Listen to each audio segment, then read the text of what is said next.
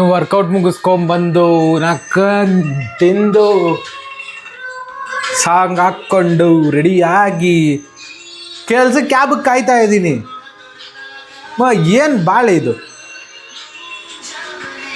College ಟೈಮಲ್ಲಿ ಒಂದು ರೋದನೆ, ಇವಾಗ ಒಂದು ರೋದನೆ, ಜೀವನ ಪೂರ್ತಿ ಓಡ್ತಾನೆ ಇರಬೇಕಾ?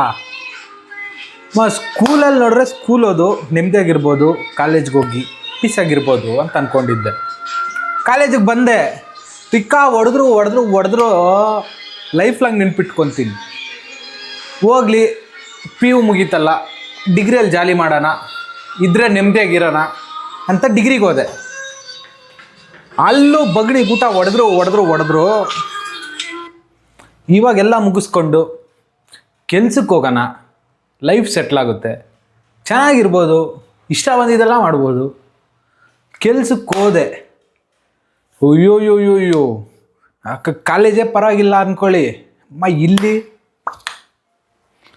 ಹೋಗ್ಲಿ, ಇದೊಂದರಲ್ಲೇ ತಾನೇ ಹಿಂಸೆ, ಬೇರೆ ಕಡೆ ಹೋಗೋಣ ಅಂದ್ಬಿಟ್ಟು ಇಲ್ಲಿಂದ ಎಲ್ಲ ಕಪ್ಪೆ ಥರ ಹಾರ್ಕೊಂಡೆ.